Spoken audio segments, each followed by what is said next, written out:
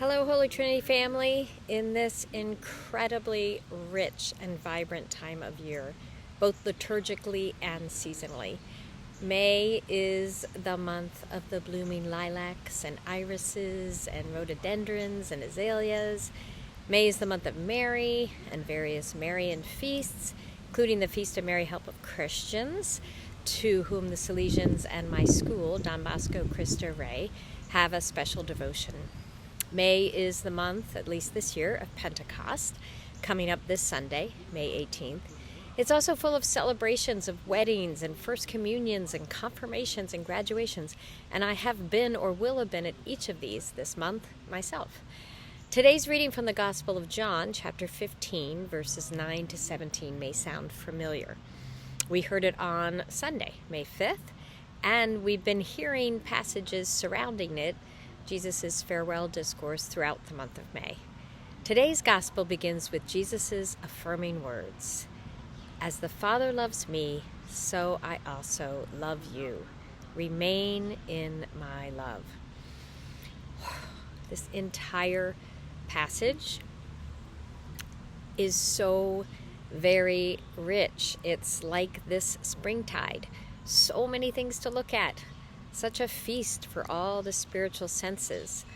Life, commandments, joy, answered prayers, being chosen, bearing fruit, and love, love, love. 9 times Jesus says love. But my heart and spirit are drawn to a word that Jesus does not say, nor do I think, I may be wrong, he's ever recorded saying this word, but it underlies his whole life and message and animates our ability to love one another well. Paul in his letters repeats it many, many times, and this is the word hope. We know in 1 Corinthians, Paul says there are 3 things that last: faith, hope, and love, and the greatest of these is love. But hey, hope is pretty great too. I'm reading a book right now called Hope is Here: Spiritual Practices for Pursuing Justice and Beloved Community by Luther E. Smith, Jr. He offers that hope, like love, really is pretty great.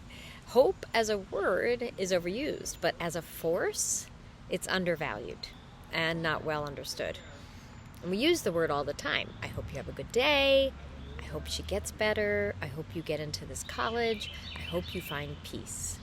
Luther E. Smith says we limit our understanding of hope when we see it only as a longing or a conviction or an anticipation. It's so much greater than that, so much more powerful than that. So I'm intrigued by his premise that love and hope are inseparable forces of God. Love requires hope, and hope requires love.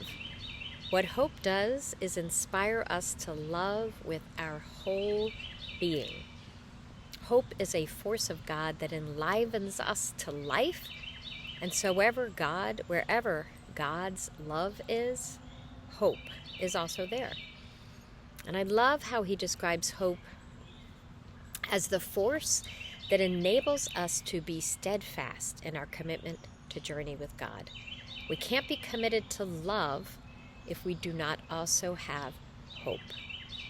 And hope is not just an attitude, but, as he writes, hope is an unrelenting force that is not destroyed, even in the midst of pain, carnage, and defeat.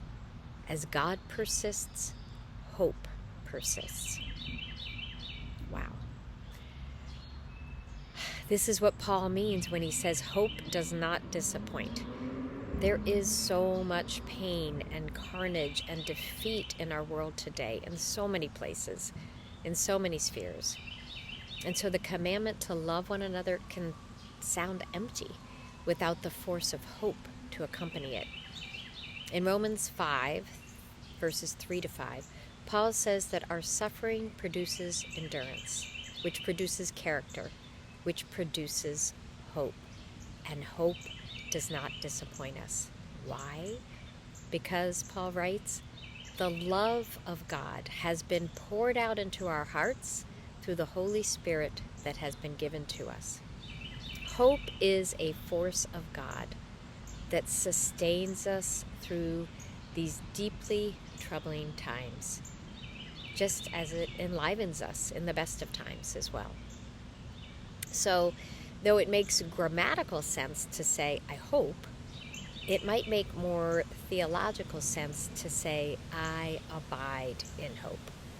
In today's gospel, Jesus encourages us to remain in his love, or dwell in his love, or abide in his love.